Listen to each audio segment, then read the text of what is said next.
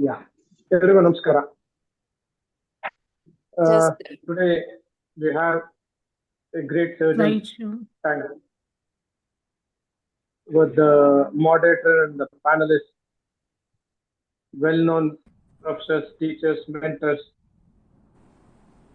and the leaders of our association. I welcome Dr. Naaz, Jahan, Shaikh, Chairman KSCASI for today's program, and I request her to conduct the program. Madam, please. Good evening, everyone. Thank you, Dr. Sarvesh. Respected dignitaries, immediate past President and Director of Academic Council, Dr. Rajgopal Shenoy sir, past President of ASI and Director of Social Service, Dr. G. Siddesh, Chairman-elect Dr. Rajshekhar C. Jaka in his absence, all our Executive Committee members, and Secretary of ASI, Dr. Gaddi Divakar, and all the participants for today. Welcome you all to the 5th KSCASI Surgeons Time. And I must say, we are blessed to have 5 prominent teachers today. Dr. Vidyadhar Kinhal, HOD, SR Patil Medical College, and Dr. Ashok Godhi sir, former HOD of JNMC Medical College, Belgaum, Dr. G. Siddesh from Mysore, and Dr. L.N. Mohan from Bangalore.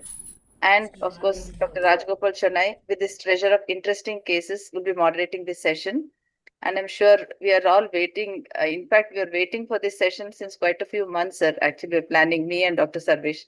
Thank you for this interesting session. And I think over to Dr. Sarvesh.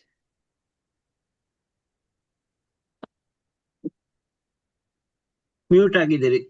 Sarvesh, you are muted. Dr. Sarvesh, you are muted. Yeah. Yes, I hand over the mic to Dr. Rajgopal Shenoy. Sir, please continue. Okay. The program. Thank you very much. At the outset, I would like to thank KSCASI Surgeons Time, an opportunity here for a discussion on 2 interesting cases of acute abdomen. I welcome each one of you here. All the participants who are listening to this, surgeons, practitioners, postgraduate students, and various faculty from our state. Let me just tell the purpose for which these 2 cases have been presented here, because both are interesting case of acute abdomen. As every one of us know that abdomen is a Pandora's box. So many times with all the investigations also, sometimes we do miss some of the findings. So for this, we have eminent panelists here. The first case will be obviously the 2 moderators for this will be rather the panelists with Dr. Ashok Godhi sir and Dr. Vidyadhar Kinhal. Other 2 panelists also can express their views also. And the second case will be mainly by Dr. Siddesh and Dr. L.N. Mohan. So without wasting much time, let us start with this. These are the cases which routinely come suddenly, that come to casualty.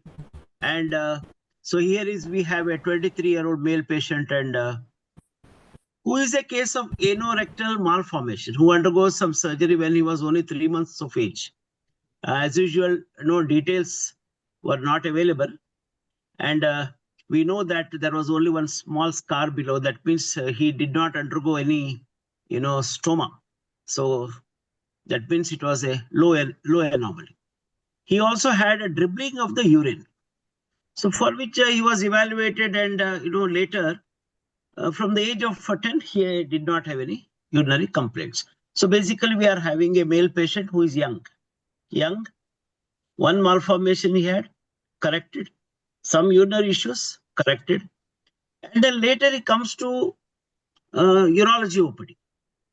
And with some pain radiation to the back and X-ray reveals there is a left pelvic calculus.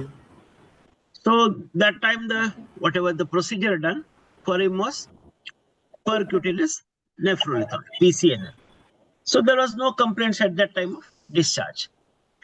So we have a patient who had a urinary complaints, anorectal malformation at the childhood, and later he comes now with abdominal pain. See that? It's a central abdominal pain, then vomiting, some constipation here and there, not passing flatus. So now, sir, I would like to ask Dr. Ashok Godhi, sir, what are your views here, thought process in this young boy who has come with the central abdominal pain, colicky, then vomiting, and then some food particles. So just some of the, sir. Yeah, looking at the complaints, central abdominal pain and vomiting and not passing motion, the first thing that comes to my mind is intestinal obstruction. Possibly some type of a band or maybe a malrotation, because he had some anomaly. Many anomalies coexist in the same patient. So I think of an intestinal obstruction, possibly a band or a malrotation of the gut. That comes to me for the first time. First thing that comes to me. Dr. Vidyadhar, you have, other than these two congenital related issues, any other things you thought of or you can consider? Dr. Vidyadhar Kinhal?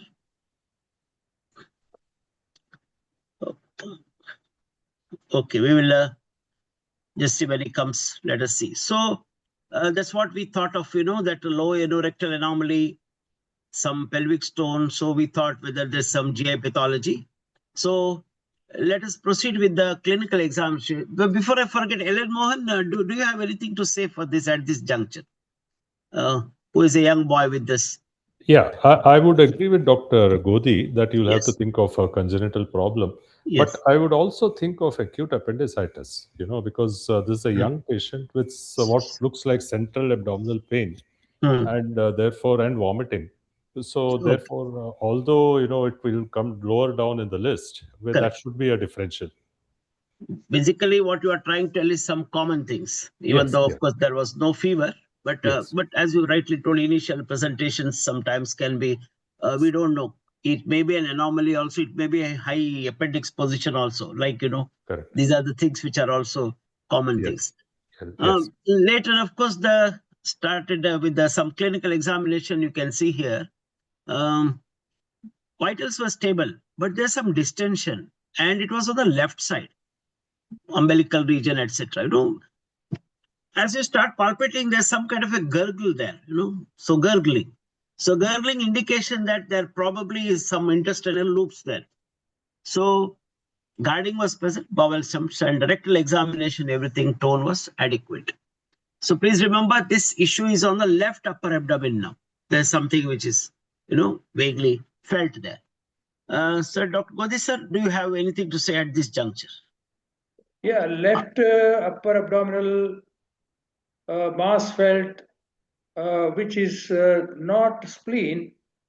I would think of a possibility of mass arising from the colon, because that is the situation where left colon comes in the left upper abdomen. Did it have any splenic notch or any signs of? Just since it's not spleen, obviously is too far away. It's left, more umbilical and above, like that. Borders very vague, diffusely, and gurgles. No notch, nothing. Yes. We should also consider possibility of a pseudo pancreatic cyst, which can present like this in the umbilical region and the left upper abdominal region, a vague mass. But the gurgling doesn't fit into the pseudopancreatic cyst. Gurgling indicates that there is some dilated loop there, grossly dilated loop of intestine with fluid and air there.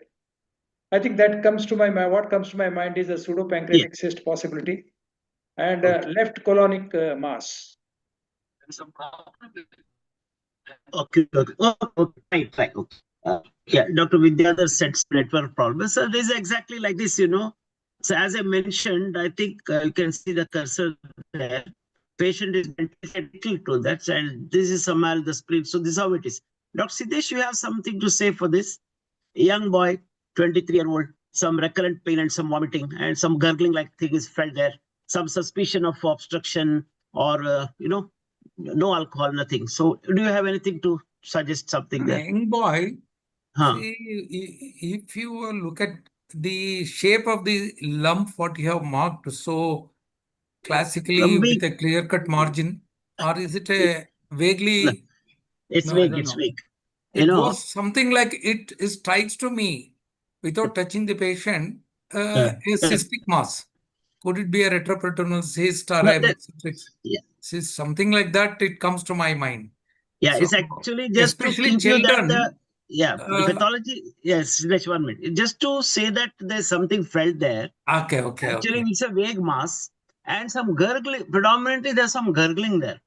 That is the limit. What I'm trying to tell you, this is where it is felt.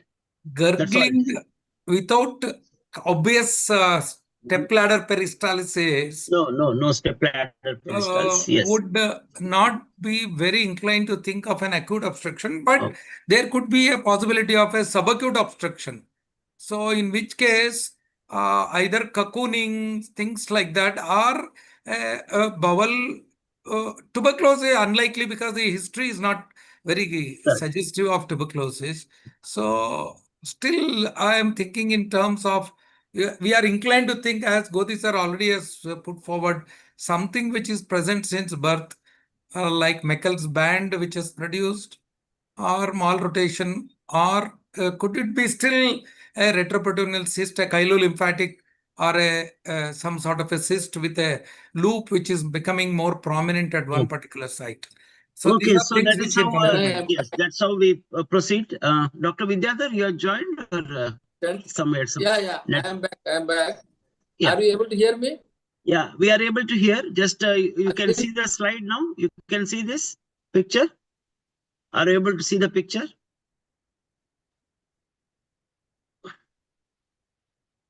Okay, I think we'll proceed with the. So this is how it was, and with this, what diagnosis which I had asked a few things like this. Working unit thought in some direction like this. Being a congenital, as Dr. Godhi sir has already mentioned, that a child having the one anomaly, sometimes they can have some malrotations inside some Latz bands, sometimes these Meckel's bands, etc. He had a constipation, which I had mentioned sometimes. Probably, adult Hirschsprung manifestation, can also come like that. Some mechanical obstruction, yes, loculated, as you said, no, you thought in direction of some cyst. Some loculated ascites, cocooning effect, even though there was no features of tuberculosis, anorexia, the fever was not there. And of course, these are few things were considered and we proceed. So, sir, how to go about this at this stage? Dr. Godhi, sir. I think the basic investigation will be an ultrasound examination to start with and a plain X-ray in both the views, the supine as well as yes, erect. There are from a few labs as usual done, and 12,000 cells. There was some evidence of some infection, but amylase, lipase, everything was normal. And as you mentioned, at emergency department, immediate one chest X-ray and X-ray abdomen was taken. Now, just concentrating on this interesting X-ray abdomen there, I hope you can see the probably upper limit is probably not seen properly, but anyway, you can see. Dr. Godhi, sir, what is your what's your views on this X-ray? I can see two large gas distended bowel loops with horizontal fluid levels. Two large, very large ones. So I think this goes in favor of intestinal obstruction, which is limited to a small segment of the bowel. Something like volvulus, sort of.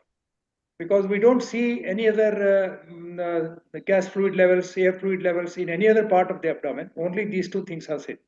So I think of a volvulus. Yeah. Yeah, such a large loop, air filled. There you can see a little bit of fecal, mottling like picture here. See some here, but interestingly, the entire abdomen looks, absolutely no gas at all. Dr. Ellen Mohan, any opinions on this X-ray? Yeah, I would say that it looks like colonic loop, colonic obstruction, maybe in the descending colon. And as you said, there is some fecal matter in the distal to the descending colon, and also a little bit of fecal matter in the ascending colon near the hepatic flexure. There is some mottling there.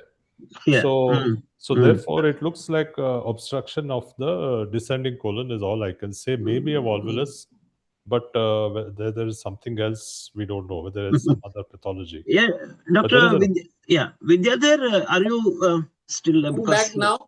There's a lot of problem we can regarding hear the you. X-ray. Can you see this X-ray now? Yeah, I am seeing now. There is a chronic distension, as Dr. Godhi sir was saying. But I personally feel it doesn't look like sigmoid colon getting expanded. That's what I feel. It is not. So basically, what you are trying to tell is there's an obstruction. It doesn't look like a colonic. You mean to say sigmoid volvulus? You don't, because that is not the classical, picture. Correct? That's what you are trying to tell. Again, Dr. Vidyadhar, some connectivity issue problem. Dr. Siddesh, you agree with these views expressed now? Absolutely. Things look only one dilated loop, very Yes. largely dilated loop. It looks like a closed loop obstruction. Okay. I would put my bet only on a single loop getting twisted, something like that. So if it is a hostration suggestive of colon, sigmoid. Do you just see now a little bit here? Do you think it's hostration? Just see that very looks like, retrospectively we can always say, but correct. There's some kind of marking there, or a very large one. Loop is definitely a single loop. Looks like what you said, something closed, not going well for a sigmoid, not going well for a small bowel. No, what do you feel? That would be, you mean say it could be a cecum which is coming up there on that side? Of course, it is. These are the rare possibilities always. Rare possibility. I cannot think of rare things. Yes. So, we always think of common things, Yes. So this is another, you can see here, supine position. And just look at that thing on the, interestingly, right side is completely empty. As you know, already Siddesh pointed out whether it's something closed. But you see this left side? Correct, sir, Dr. Godhi, sir, what is your, in an obstruction, normally we take both views, correct, sir? Yeah, yes. I think I see a large loop here, occupying the left upper abdomen, almost up to the diaphragm. And in the supine, this is in the supine position, so it is filled with fecal matter. Yes. And only few air shadows are seen there. So, sir, how do we go about this, sir? After this, I think we should take a CT scan. Yes. I think Rajgopal, I want to say, yes, we really are old timers. If you say we are trying to interpret X-ray, but I will tell you, X-ray, if you look for Godhi sir was telling, because it is lying down fecal matter. See, all this thinking is because we have been decades, we have been only seeing lesions on the X-ray and making diagnosis. See, today the generation is, you give them an X-ray, they won't even consider doing an X-ray. So anyway, the purpose of this is that X-ray also should be done, because what sometimes a CT misses, even a plain X-ray, X-ray abdomen probably can give a hint. So it is very well known. Some idea is there. So, but definitely gold standard. We want to know that, as already mentioned, that we need to know. So actually, the working unit gave some thoughts like this. How we have already thought. It could be a valvular sigmoid, it could be an intestinal obstruction, or this is how it is. So now this is the CT scannogram, and CT scan was done. I will just quickly go through the various images of the CT scan. So you can see this is what was the loop. What I was talking to you felt is something like this, only vague there.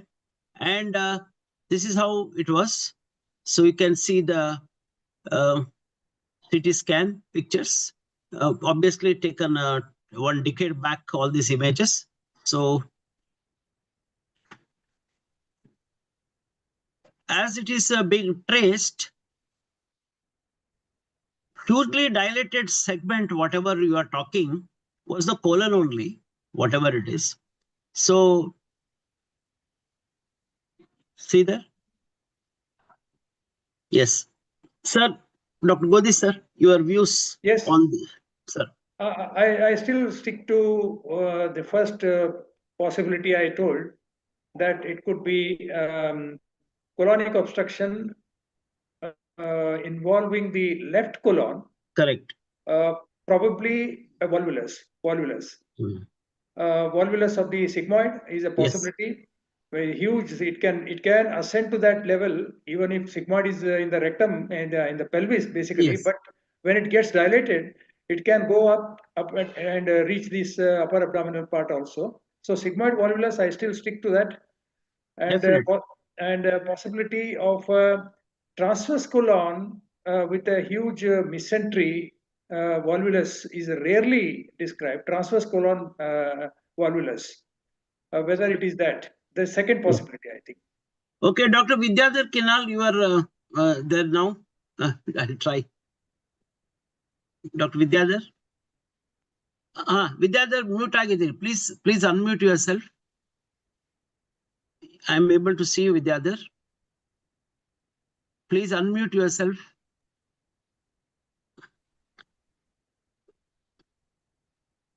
Okay, Dr. Ellen Mohan, just your views. Yeah, just to add on, I think this is an IV with oral and rectal contrast, CT. Yes. So therefore, there is some contrast seen also in the colon. So I would say that this is a left colon obstruction. The etiology is not very clear. Whatever it is. As Godhi sir said, it could be a volvulus. Sigmoid volvulus is the commonest. So therefore, we would think of that. Although the X-ray is not very classical. Classically, you'll see that coffee bean appearance and so on. But I can't say anything more than that on this CT. However, there is a little bit of ascending colon also seen on the CT. In one of the pictures, the ascending colon, the hepatic flexure is also visible. So we had a discussion with the radiologist at this stage because take a decision in view of the increasing tenderness and, so they also, if you see the pictures, actually we need to see all the pictures to show that ultimately the dye, whatever Mohan said, it was entering into the cecum. Ultimately what we saw, what the dilated loops and all that, what they saw, ultimately they gave a diagnosis. It was volvulus of the cecum. Now, at this stage, what is the next, sir, Dr. Godhi sir, what is your approach now? This is the diagnosis they have given. If the patient is hemodynamically stable, I don't think there is any ischemia of the involved coil of intestine, involved cecum. Ischemic cecum will produce very severe tachycardia, sepsis, signs of sepsis and hypotension and all that. And volvulus of cecum can perforate also. Yes. There is no pneumoperitoneum, so there is no perforation. And the cecum is still viable. I think it is still viable. And therefore, I would suggest to go in either laparoscopically first to see what it is, and then possibly a conversion into exploratory laparotomy. Okay. Anyway, sir, basically you are trying to... Yeah, 1 minute. Yes, Dr. Vidyadhar, please. Yeah. I personally feel putting a laparoscope with such a distended colon, maybe we are risking too much, but we have no other shortcut other than doing a laparotomy and proceed. Because so much of distended colon or cecum, what the opinion has been given, putting something into the colon may not be appreciable. It is better to go in for a laparotomy and go and settle down the issue. I personally feel it is still viable. Yes. He will be able to recover. Okay. Yeah, only the hint in that the total count was 12,000. Otherwise, there was no evidence of any sepsis, no temperature, tachycardia, nothing. So we also did not suspect any gangrenous changes, but definitely we thought it has to be opened. So we thought we'll go ahead for the exploratory laparotomy. I'll just quickly give you some, go back into the picture of this is the clinical exam.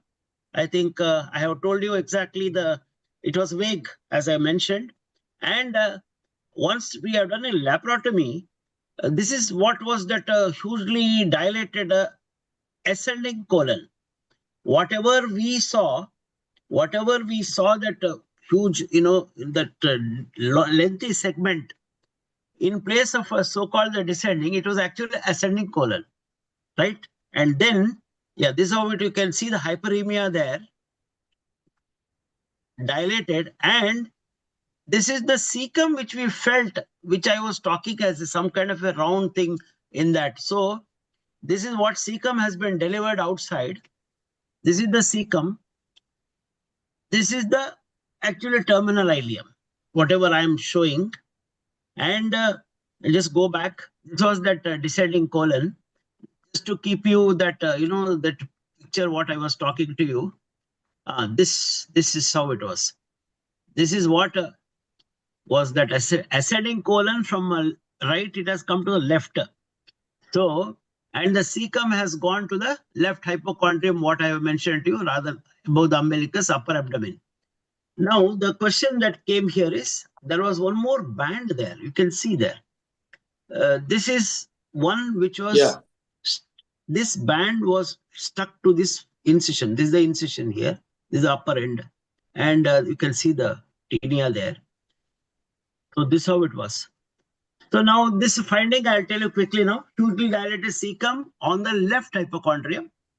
Left hypochondrium and rather epigastrium that side. Entire colon has been turned to the left, low ganglion fibrous band. Sir, one or two questions at this stage to Dr. Godhi, sir, that would you like to do a resection or save the cecum, or how do you go about it, sir? Yeah, these two options are always there. I think if the bowel is viable, I don't see any reason to resect it. It can be decompressed, and if there is a colon which is not fixed properly because congenital malformation, it can be fixed in the original position so that it doesn't recur. This problem does not recur in future. So these are my thoughts. I don't think there is a place for resection here. Yes. Dr. Vidyadhar, please. If cecum is totally viable, I do not want to make any rent in the colon. It has got its own complications postoperatively. As far as possible, resect the colon as the last choice. Touch the colon, open the colon as last choice. Otherwise, I would like to transfix that cecum at the right iliac fossa and see that it doesn't recur again. But no resection of the cecum is, if viable, I do not undertake that. One or two things that what I just want to tell that what we have done, that what you can call as unfolding has been done. It is like it has been moved like this. We have just put it back. It was hugely dilated cecum. In fact, it was more than 12, 12, even 13 centimeter with almost some kind of hyperemia, etc. My question to you is that will you do decompression? If so, how you can do it? Dr. Vidyadhar, your thoughts? Yeah. I would like, after undoing that valvulus that is there, correct, I'd like to squeeze the contents into the distal colon so that I don't want to put a needle. Already it is thinned out cecum.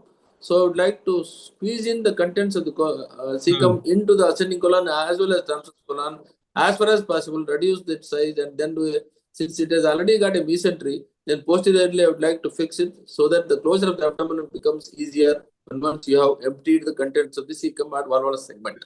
That will help us. I just want Dr. Godhi sir, some comments on this, because dilated cecum, dilated ascending colon, unfolding has been done. This has been brought out. Still, it was very huge. What we did is we did appendicectomy, because one reason being that the incision, not that a future surgeon having confusion, etc. But then we make use of that for decompression without contamination.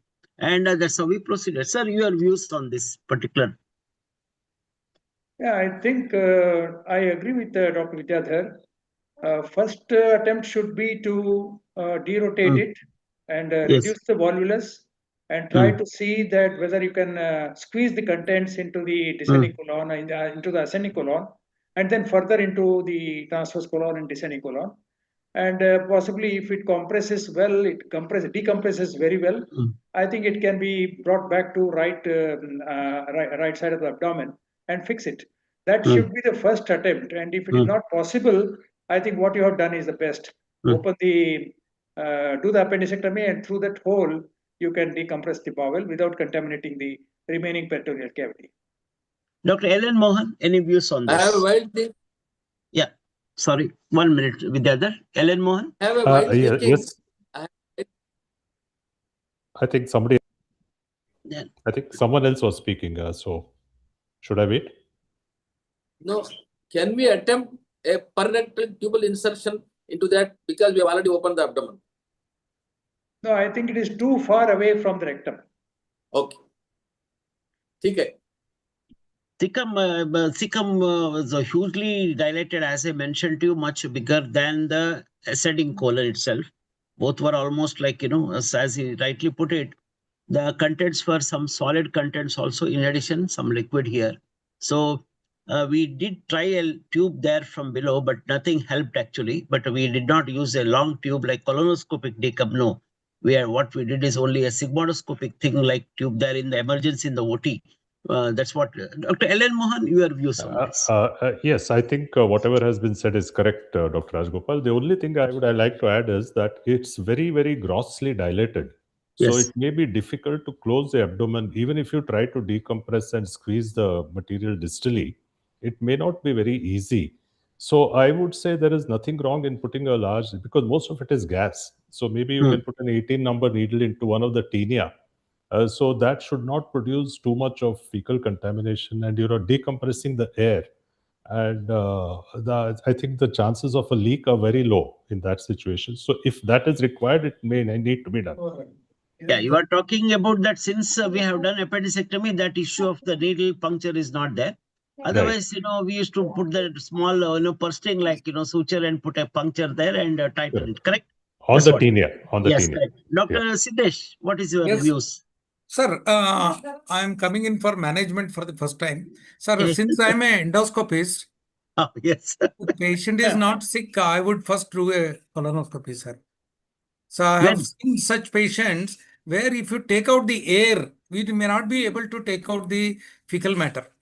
Decompress the colon, auto-rotation of valvulus is seen, especially in sigmoid.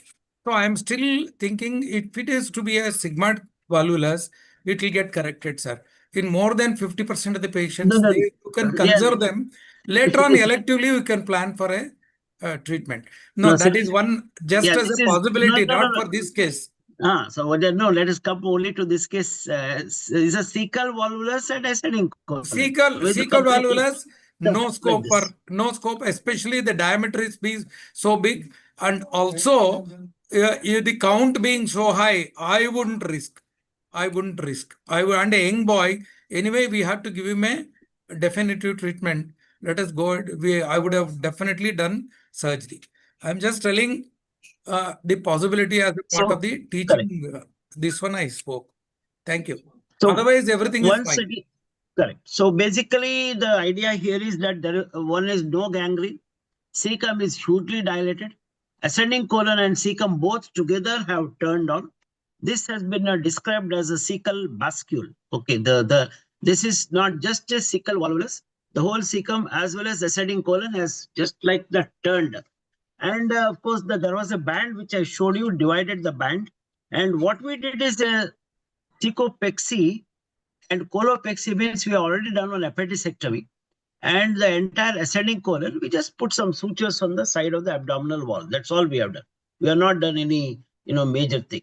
So just lifted the abdominal wall and ascending colon, the cecum is sutured there. Any other methods of fixation here required, or that's enough, I suppose?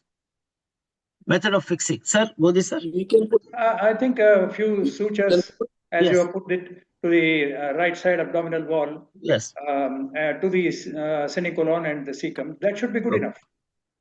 Vidyadhar, any views on that? Yeah, can you think in terms of putting a mesh there, vertically? You are not clear, Vidyadhar. Will you please tell it again? Again, I think in terms of putting a mesh retrocecally. Mesh. Mesh. Oh, I have no experience. I'm not sure about this. We are open. It may produce some inflammation. Fix the cecum properly. I'm not sure because we have done is open the appendicectomy there. There's definitely a little bit of possible contamination, clean contamination, whatever it is. So I did not consider that at all. Anyhow, so we just put it lateral stitches.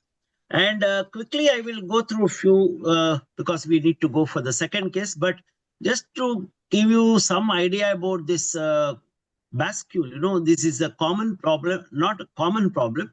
Here, the distended cecum as well as the ascending colon, you know, they rotate to the left side. Actually, what has been mentioned here, you know, hostile markings. It is a classically described, but I did not notice it during that time. Let me be honest, submission. This we came to know only retrospectively looking at that X-ray. That's what I showed you. And these are some of the things about the word cecal volvulus versus a torsion or a hyperflexion, otherwise known as a bascule of the enlarged, poorly fixed hypermobile cecum. Okay, this is how it is. And it's an anterior folding of the ascending colon, and it accounts for 10% of the cecal volvulus. There are some more theoretical aspects about this. Just I would like to highlight the precipitating factors. Our patient had constipation first. And these are some of the things which I have described. Patients who are having mobile cecum, if they go for a renal position, you know, renal position means when you tilt the patient for, let us say, lateral position, lumbar, you know, turning. That is one of the factors also has been described for this cecal volvulus. So these are a few things about this, and there, of course, there are big anomaly. Look at the other anomalies which can happen. As Dr. Godhi sir has already given that clue in the initially. Patients can also have associated Meckel's, you know, heart diseases, imperforate anus. See, so our patient had imperforate anus, and in addition, what he had was the ascending colon cecal volvulus. So these are the learning points about this. That is any young patient. There was one anomaly, he had imperforate anus. There is a possibility another anomaly. Malrotation and bands in this age group, we have discussed about it. And I still insist the learning point is also a plain X-ray. Please take a plain X-ray abdomen. Of course, if a patient can stand, otherwise, at least the lateral decupitous, that's what we have been taught for the perforations. Of course, CACT is the gold standard. Yes, with no gangrene means we fix it. Of course, with there is a gangrene, there is a resection, anastomosis. These are the learning points for the first case. Sir, one or two comments from Dr. Godhi sir, then we move on to the second case. Sir. My submission, humble submission is whether it is appropriate to call this as a cecal volvulus because there is a distension of the ascending colon also. Yes, sir. So in the volvulus, in the process of volvulus, both cecum and the ascending colon are involved here. It is not only the cecum which is involved. Yes, so sir. So I think the terminology may need to be refined, calling it as a cecal and ascending colon volvulus. I don't know whether you agree with me. Yes, sir. Sorry? I had never heard of a term called as bascule. No, that's what I... This is a new knowledge from Rajgopal Shenoy to me. However, I agree with Dr. Godhi that it is not as only cecal volvulus, it is cecal as well as ascending colon volvulus. That's what I mentioned, that this is a case of basically a not cecal volvulus. Even though we use this term to make it interesting, I mentioned it's a bascule. This is the word to be used. Fine, okay, fine. Right. That's fine. So now we'll go to the second case. Just taking some time here. I'm getting stuck there.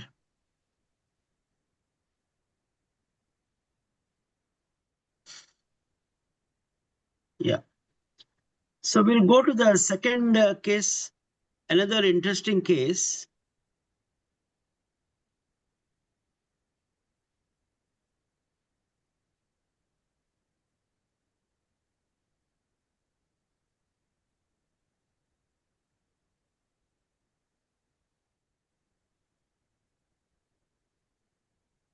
Can you see that? Is it seen? No, sir. No, it's not visible. Okay, just wait. Not visible. I think I need to share that.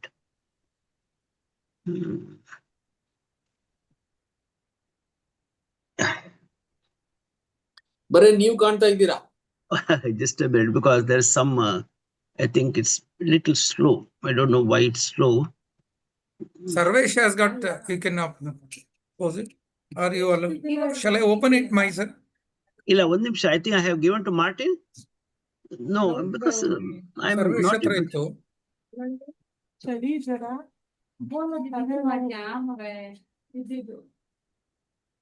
Yeah, just a minute. I'm going to share it now. Okay. Full moment ಆಗ್ತಾ ಇದೆ ಅವ್ರಿಗೆ full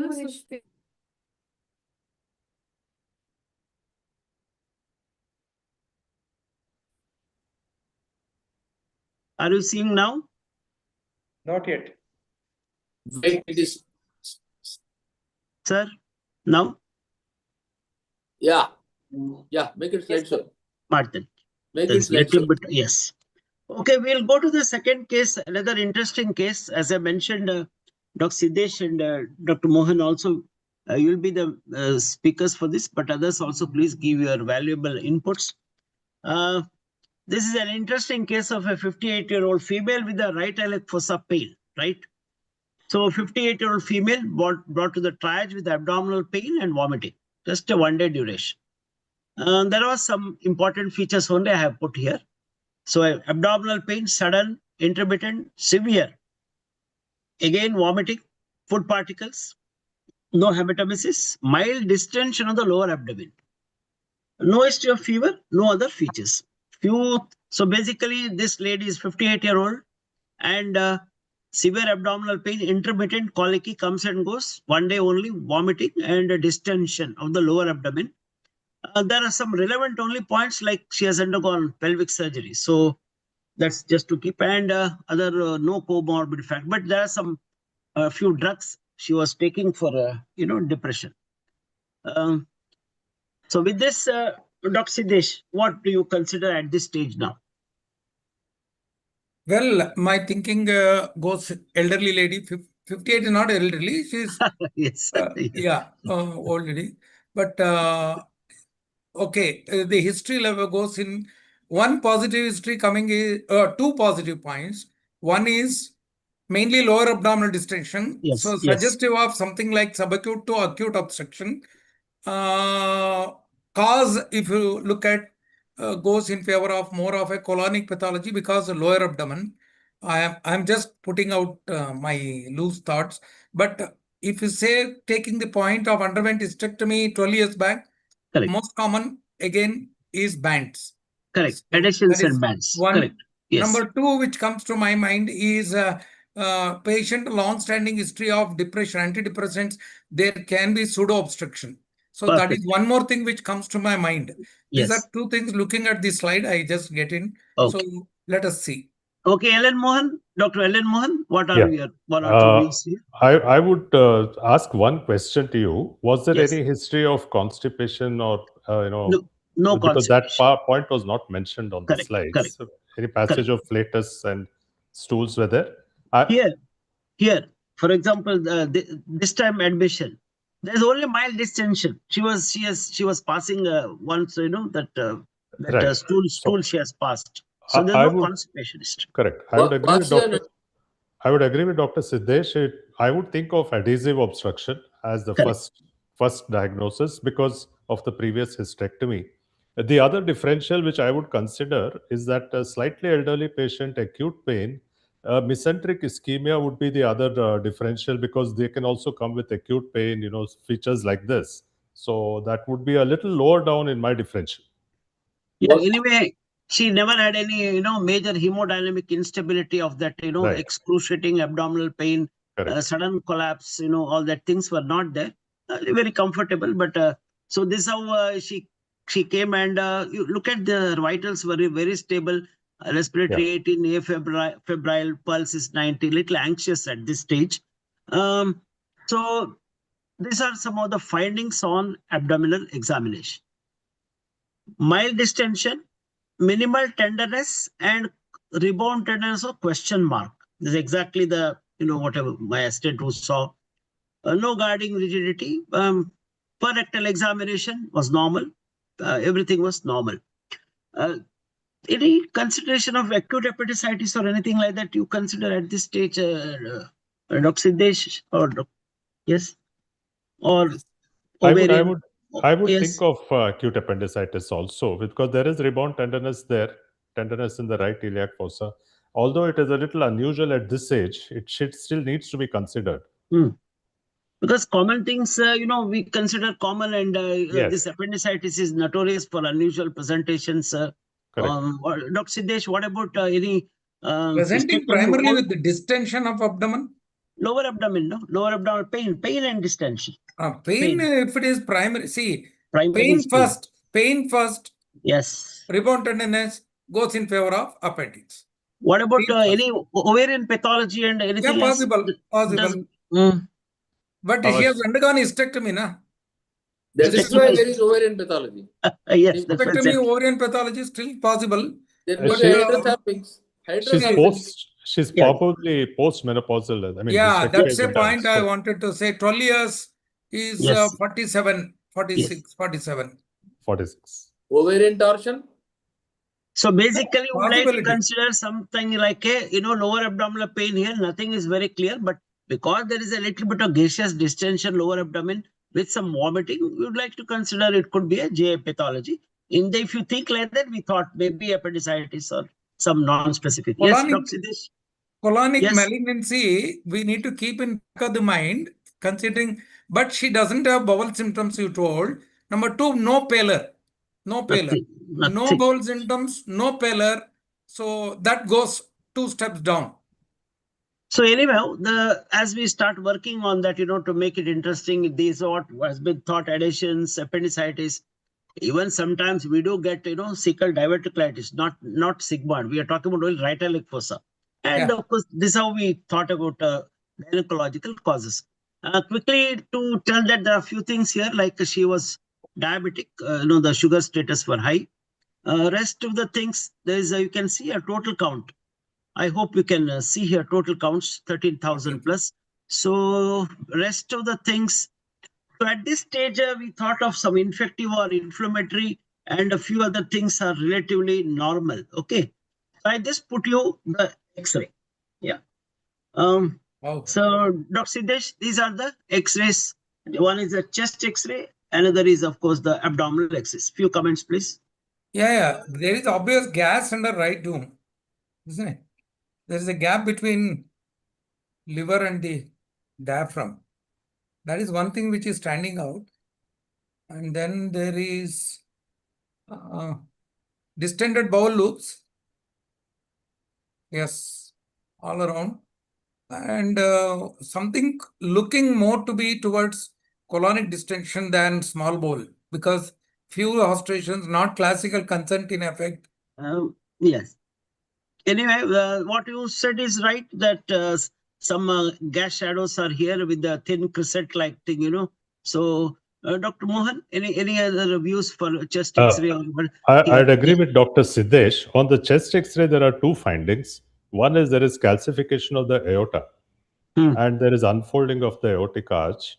There's also cardiomegaly.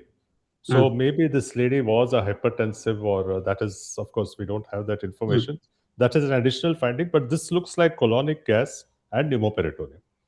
Anyway, there's a pneumoperitoneum, correct? Yes. So this is the finding. What do you suggest at this stage? Would you go for a CT scan? If so, why? Or can you straight away open? This is again, sometimes that we used to straight away open this patient once you see the air under the diaphragm, correct? So yes, Dr. Siddesh, your views. Yeah, I would, if the urea creatinine being normal, I would do CT. Dr. Kinhal, what is your opinion? Why do you want to do a CT with what in the mind? So see, there is a definite. Sir, I'll tell you one. The gap diaphragm. Sir, if it is a DO perf, I will do laparoscopy. If it is a bowel perf, I may consider, depending upon the site of the perf, I may have to do the incision sighting at that level. So I go with a definitive plan of action. Correct. And also, I can also convince the patient whether he or she requires a colostomy. I may have to counsel the patient for even a loop post-operatively. So all this is a possibility. I'm not trying to say. Yes. So we need to have certain plan. And when Patient it is available, why not? Patient is hemodynamically stable. Patient has got creatinine being normal. Patient is not has enough time and would like to know probably it's an upper GI pathology. Even if you are opening the abdomen, if it is a DU perforation versus, let us say, lower down perforation. So these are the things. So CT scan has been done here. And just to please have a look at this CT scan pictures. All of you can see the contrast here, but there are so many other areas you can see here. So, just to give you another picture here. So you see here, I hope you can see. Right? Yeah, gas. So, outside the lumen. I just give you some impression at this stage by the radiology department. Firstly, it's a pneumoperitoneum. There's no doubt about that because we already seen that. But you look at that, all the things here, dilatation of the loops, left type of defect is seen, communicating with the collection of the multiple foci of air pockets within. So small bowel obstruction with the perforate small bowel, ileal perforation with one of the loops communicating with another loop, including the lesser sac collection of the air. I hope you have take some time if you want to go through this report. Go back, man. Go back. Same picture, no? You want to see? Look at that. Yeah. Dr. Godhi, sir.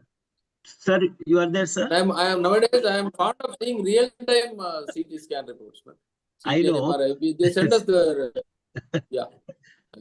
What I'm trying to tell is that... Yeah, go ahead. Yes, Dr. Godhi, sir. My limitations, sir. I see gas-filled bowel, correct, a dilated bowel on the left side, and also on the right side, right upper abdomen. And I can't make out any collection in the lesser sac. I can't make out. And there is... Here it is, sir. It is seen, sir. Sir, what they are trying to tell is these small air pockets, which we can see. Yeah. Of course, that is what they are. Air pockets in the air bubbles in the wall of the bowel generally is a sign of gangrene. Pneumatosis, correct. Yes. Correct, sir. And the signs, abdominal signs, are not consistent with the gangrene of the bowel. Correct. So these air pockets which are seen in the bowel wall may be pneumatosis intestinalis, which is known for sometimes these pneumatosis air pockets will rupture and cause a pneumoperitoneum without any peritonitis. There is no peritonitis. The signs are also not peritonitis. Signs are not there. So there is about the pneumoperitoneum. There was no doubt. Clinical examination, there was doubtful guarding, but there's a pneumoperitoneum. After seeing these reports, what is your thoughts, Dr. Siddesh, now? With this, we went and discussed. You go back to LFT. LFT, yes, you can see, yes. Albumin? 2.96. I mean, nothing very albumin probability. Yeah. Otherwise, of course, there is no postponement of surgery. We have to intervene, but we need to be aware our nutritional status and diabetic status long-standing. No, this complaint is single day. So nutritional status is good. And but for a diabetic status, which she said 2 days back, it was normal. 2 days back, it was normal. She's on regular medication, educated. Only after this episode of abdominal pain, she came with that picture. So sugars have gone control of, we need to get a physician opinion, cardiac as well as diabetes control. Then go ahead, correct the electrolytes, go ahead with the laparotomy. So now this is how it was. And then they have also written that, again, air in the intra-retroperitoneal compartment near the second part of the duodenum, suspicious defect in the wall of the duodenum. So see, look at that. So one is ileal perforation, they said. There's some duodenal perforation. And looking at this, I also got a little doubt and shock because I said patient is stable and patient is, but for a pulse is normal, but for doubtful guarding there, we never suspected a perforation, even though perforation. But air under the diaphragm is there. There's some pleural effusion with the collapse of the lung and all that thing. So we did exploratory laparotomy. And now this is our picture. Again, first time I'm seeing in my, that's one of the, of course, I did not put any laparoscope that time though again. So Dr. Siddesh, this is your finding. We have had some surprises like this. I have a series of jejunal diverticulae, about 3 of them we had presented earlier in one of our state PG student had presented, and one of them presented with GI bleed also. So this is possible, but it is a rare one, rare. Now, diverticulae. Okay. Yeah, diverticulae. Yes, Dr. Mohan, what is your views and what do you do now? Tell me, there is please. Sorry, the only other point in this patient is that the values also indicate anemia. Her hemoglobin is 8. So 8. That was also there. Okay. In addition, of course, now that the laparotomy findings are there are multiple diverticula. We have to look and see whether there's any perforation of any of these diverticula. The CT scan report is very worrying. So therefore, I think obviously we'll have to explore the lesser sac, look at the duodenum, cauterize the duodenum, and because they have said there's a duodenal retroperitoneal perforation also. So that is what is worrying in this CT report. What I'll come back to that, whatever your doubts, what you raised. But surprise finding 1 minute, there was no pneumoperitoneum. Because might have been that we have seen the pneumoperitoneum. Well, what I meant to say, the opening, normally if there's significant air, we do expect some, nothing was there. No perforation. We traced I did the cauterization and there was no perforation of the entire GIT here, small bowel, jejunum, everything. No bile at all, no contamination. It's just like that open, you find these things. Now, how do you say there was no pneumoperitoneum? What I'm trying to tell is there is no perforation evidence at all. No, the pneumoperitoneum, the moment you open the peritoneum, small amount of air can come out. Yeah. Yes. Yeah. Pneumoperitoneum might have been there when you put an incision. It may leak out. I do agree. Perforation, I do agree. No bile or no perforation. But pneumoperitoneum must have been there because we are definitely seeing diaphragm. Air under the diaphragm is there.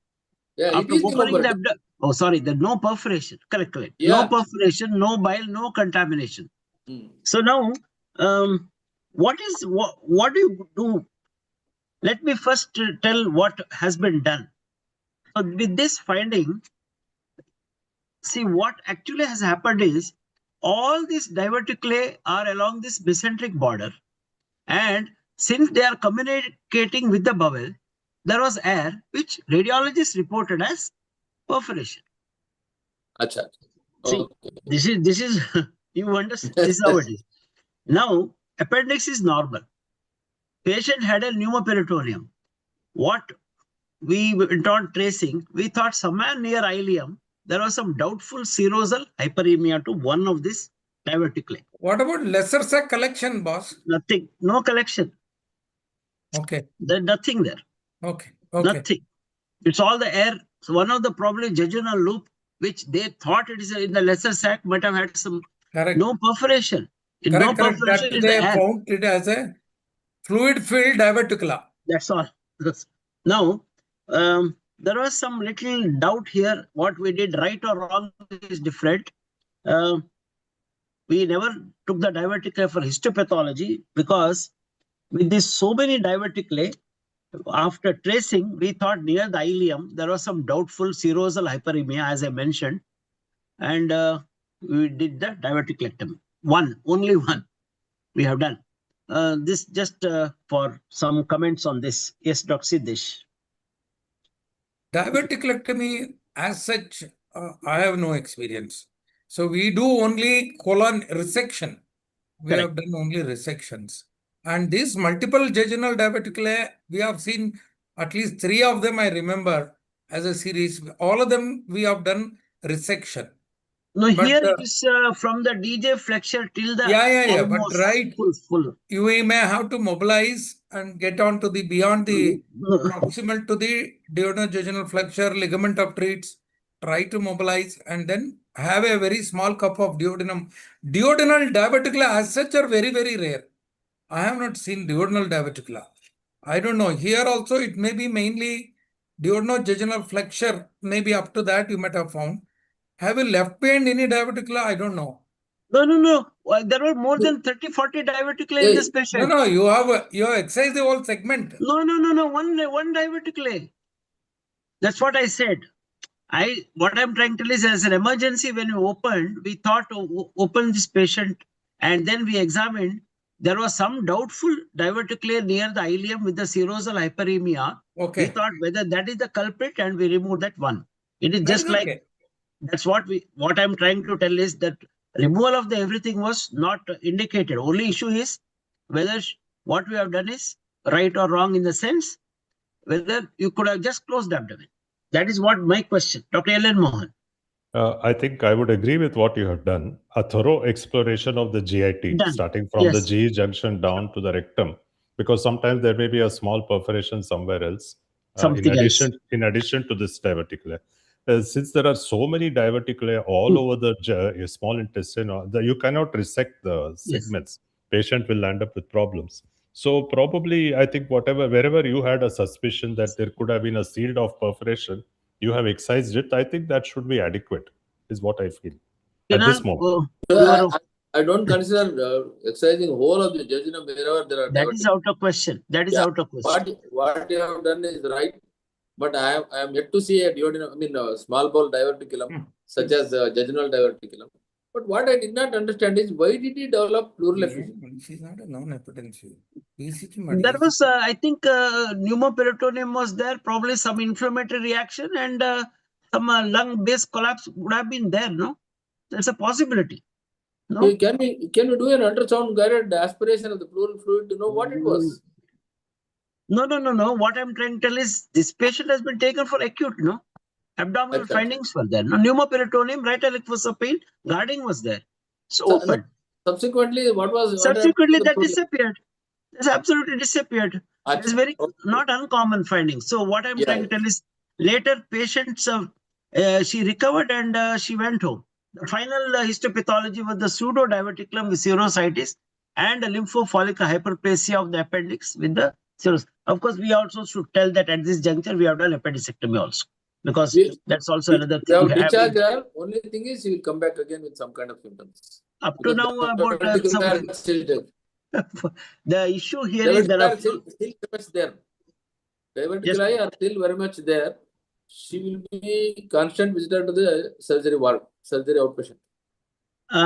Few things, sir, Dr. Godhi, sir, 1 or 2 questions. One is what could have been done? What I wanted to know, just close without resection. One question. Obviously, gas in the diaphragm was some tiny perforation, maybe a pin-like perforation has happened, and there was no evidence of any contamination, so momentum going there, nothing. And lastly, does all pneumoperitoneum need to be treated? This is what is the point here. Sir. Dr. Godhi, sir. Probably okay, Dr. Mohan. Yes, Dr. Mohan. Yes, I think you're focusing on the last question, correct? True. Yeah. See, the thing is that if there is pneumoperitoneum on X-ray and the patient has features of peritonitis, the question of non-operating does not arise. So obviously, if a resident comes and tells me that there is pneumoperitoneum, patient has guarding and peritonitis, I will tell him to operate. The question arises if the patient is absolutely stable, abdomen is very soft, and there is nothing to suggest peritonitis, then there is a slight doubt as to why he has pneumoperitoneum.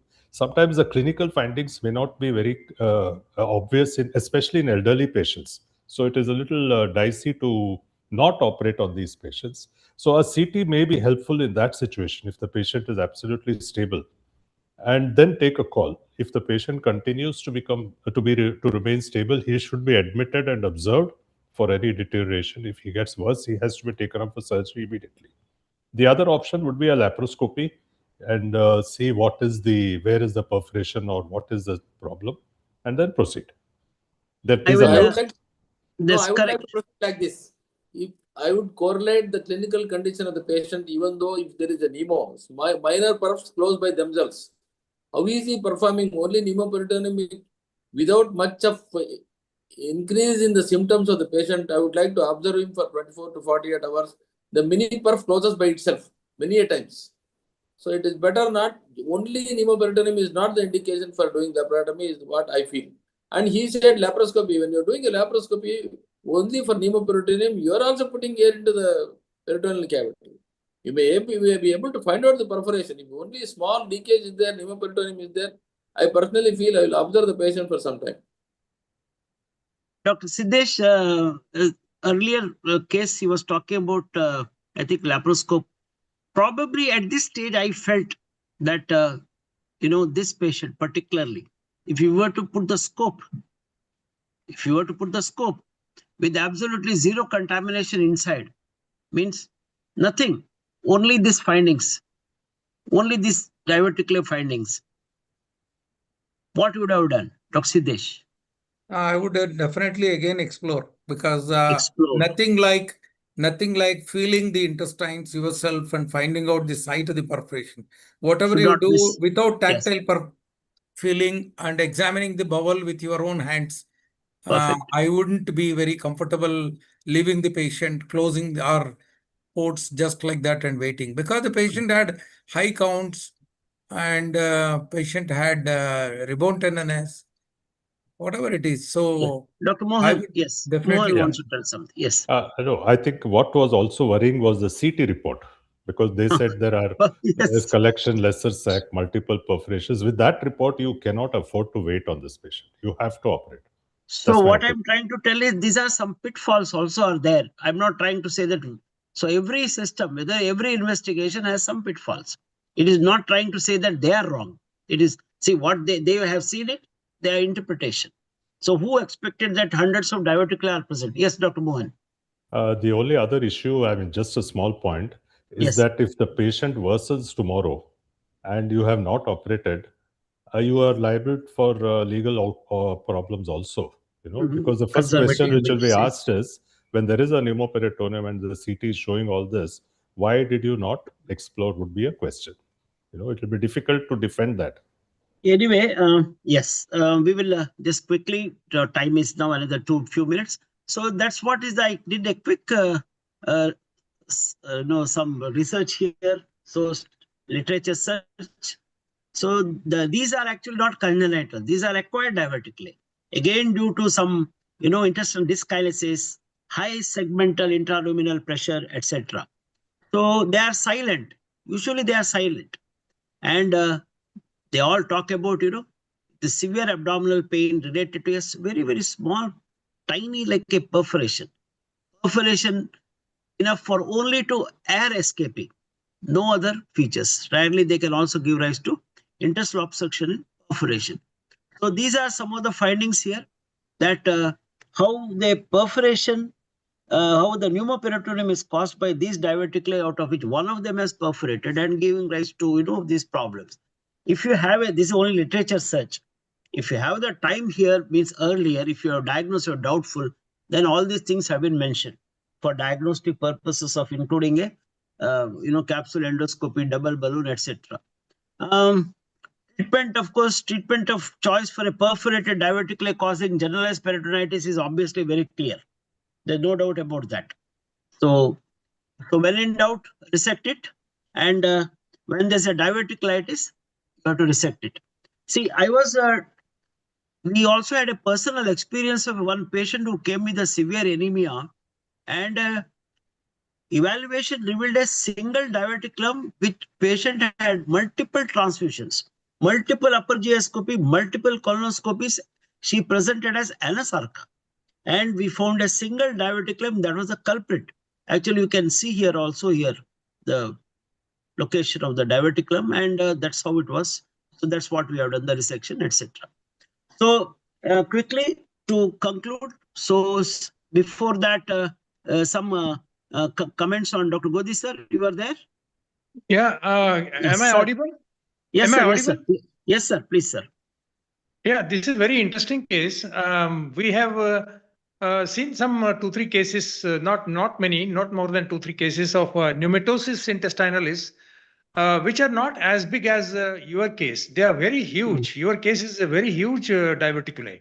And these pneumatosis intestinalis, some of them do perforate, and they don't cause peritonitis. They just cause minimal pneumoperitoneum, and they don't really require emergency exploration.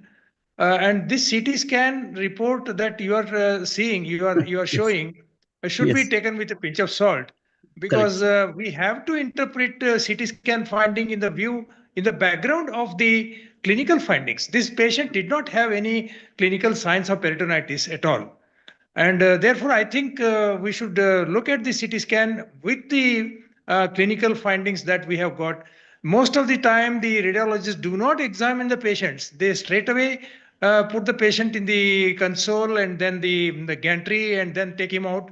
And then radiologist will sit in the CT room, in the AC room, and report without seeing the patient. This is our experience. I think this is the experience of many people like you, senior people. So I think we should take a radiologist's opinion in the background of the clinical findings. And we cannot isolate the two things completely and take a decision. It is a wrong thing to do. Thank you, sir. Dr. Siddesh, any very good points, sir, from an experienced person like Ashok Godhi, sir. So, I always take, whenever I was in a medical college, I used to take the films along with the PG students. It's a learning process. Go to the department, then discuss with them. Probably every time you do that, you tend to learn something, and also get benefit of managing the patient better. So this is what I always feel. We need to have a dialogue with them. They will also learn. We will also learn. So yes, Dr. Kinhal, I think after that we will call Ellen Mohan, and then we'll probably conclude. Yes, Kinhal, any comments on that? I fully agree with Dr. Godhi, sir. Whatever may be the investigations they have come in the market, no investigation is equivalent to the palm of a surgeon. What we examine, clinical examination, clinical coordination of a surgeon is always much more superior than all the investigations put together. When you see a patient, you diagnose. When you treat a patient, not a paper. You get the paper as investigation. The surgeon should find out from his hands what he has got and assess that. I personally feel that what Godhi sir has said is totally correct. Dr. Ellen Mohan, your views and yes. Agreed, sir. I think what Dr. Godhi sir said is correct. We need to correlate the CT findings with the clinical picture, because very often we are distracted by what the radiologist says, which may not be completely right. So that is a problem. And it's always a good idea, as Dr. Siddesh said, to go and talk to them, explain what is the clinical picture, and then go decide what is the further care. Because the acute abdomens are something that you do ultrasound, CT scan, and then sometimes you do follow it conservative for whatever be the reasons. You can't go on doing a CT scan every day. You cannot go on doing that. So keeping the count on the pulse, blood pressure, hemodynamic stability, early sepsis, the increasing creatinine or a low output and some infection, all these things will ultimately take a, overall together. And it's a good practice to always discuss the radiology findings with the department. Actually, go and postgraduates, we insist that you please have a look at the X-rays, look at the CT scan, discuss with them, so that explain them what our patient is and what we want. I think with this, I will now stop sharing, and I would like to ask our any of the surgeons who are there to keep one or two comments. I'm trying to stop sharing. Okay. Yes. Yes. Okay. We have basically concluded here, and just one or two, anyone wants to ask some questions, panelists are there. We'll take one or two. You can raise your hand or. Sir, in Yes. view of this, the pneumoperitoneum was so much. So though the patient didn't have that many clinical signs, would you still want to wait, or it would be better at least to put in a scope and see? Yes, Because- madam. That is what just now I think discussed that when the Yes, CT sir. has given a report like that, and No, sir, with the even the yes, X-ray is showing a massive air under the diaphragm, sir. So even if I didn't have a CT, would I have explored or not? definitely. Yes. If you So- do not have a CT with that with the tenderness in the right iliac fossa with guarding counts being 12,000 and Yes. one hint of pleural effusion, what is said, no basal, whatever said and done, I don't like this. Yes. for benefit of the whatever it is we do. But even though pulse rate was normal, pulse, blood that pressure, they were stable. Yes.